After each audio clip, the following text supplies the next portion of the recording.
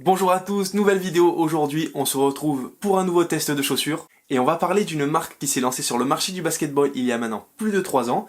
C'est une marque allemande et c'est la marque Puma. J'ai dans ma panoplie de chaussures deux modèles de la marque, avec d'abord la Puma Uproar qui est sortie la saison dernière, mais également le tout dernier modèle sorti à ce jour par la marque.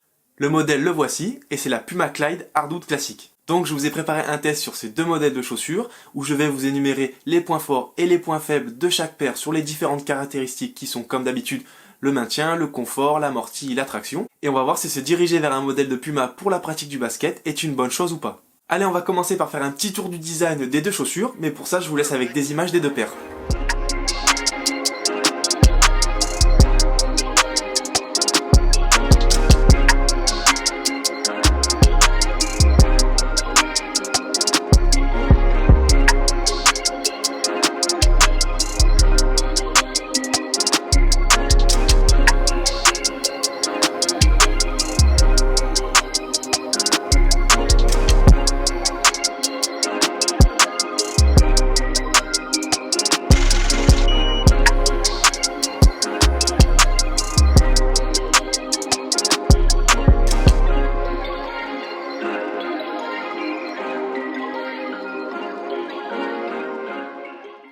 Avec ces images, vous avez sûrement pu faire votre choix sur la paire qui vous correspond le mieux esthétiquement parlant. Pour ma part, je préfère la Hardwood classique. Elles me font beaucoup penser à une paire de Stan Smith, vous savez, les classiques où il y a juste du blanc, du cuir et une touche de couleur à l'arrière de la chaussure.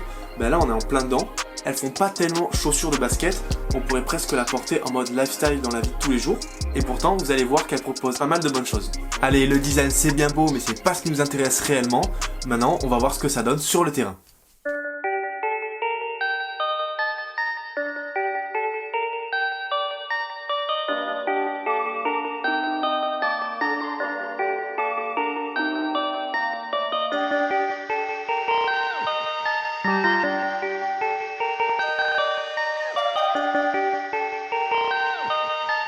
Perfect.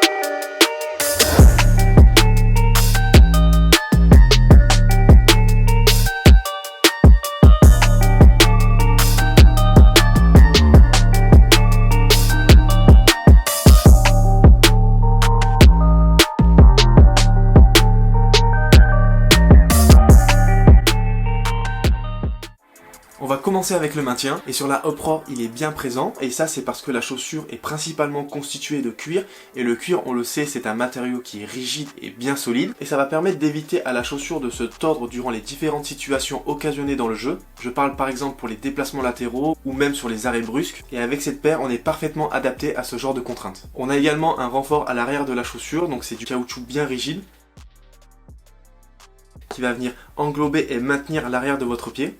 On a également une grosse semelle intermédiaire qui vient soutenir l'ensemble de la chaussure et offrir une stabilité globale.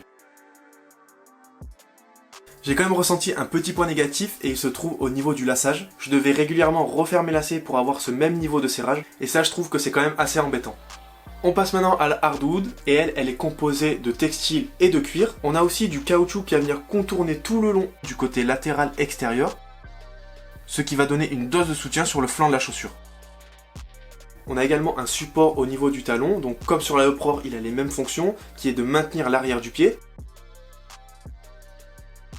Celui-ci il est quand même plus épais et plus rigide. Par contre ici au niveau du système de laçage il est de bonne qualité, car on a des câbles en nylon au niveau des passants, ce qui va permettre d'avoir un serrage accru et constant. Donc dans le jeu je n'ai senti aucun problème au niveau du maintien, les deux paires font très bien l'affaire, mais il y a quand même un avantage sur la Uproar, car on a une paire qui reste quand même plus rigide, plus costaud et plus robuste. Maintenant, pour le confort, la Uproar est une paire qui compresse assez. On doit attendre plusieurs séances pour que la chaussure s'adapte à notre pied. et ça c'est dû à la rigidité de la chaussure à cause du cuir qui la compose. Sinon en termes de friction et de frottement à l'intérieur de la chaussure, tout est mis en place pour éviter ce genre de désagrément. Sur la Clyde, la matière textile et mèche à l'avant offre sa petite dose de confort. Et contrairement à la Uproar, ici on n'a pas de sensation de resserrement ni de compression. Au bout d'un entraînement, la chaussure était déjà faite à mon pied. Et à l'intérieur de la chaussure, on a du rembourrage aux endroits qui le nécessitent, comme par exemple au niveau du chausson ou à l'arrière au niveau du talon. Donc pour le confort, je donne l'avantage à la Hardwood. Tout est mis en œuvre pour avoir une paire confortable et agréable à porter. On enchaîne avec l'adhérence, donc l'accroche au sol. Sur la Uproar, on a un système d'adhérence classique, avec des motifs à chevrons multidirectionnels sur tout le long de la semelle qui s'apparentent beaucoup aux Adidas DM5. Si on joue sur un sol poussiéreux, on aura tendance à devoir passer sa main assez régulièrement sous la semelle car la poussière s'y accumule assez vite, mais sur un parquet des plus propres, aucun problème, on a une accroche quasi instantanée.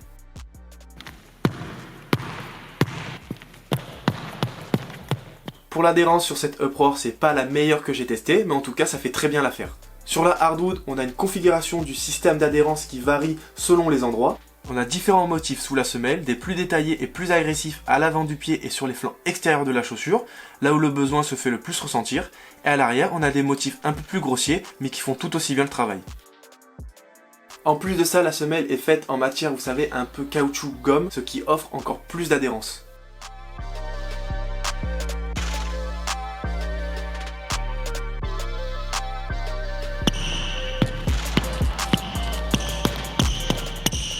Donc pour la traction, je donne l'avantage ici. Je suis complètement fan du ressenti que j'ai sur cette traction.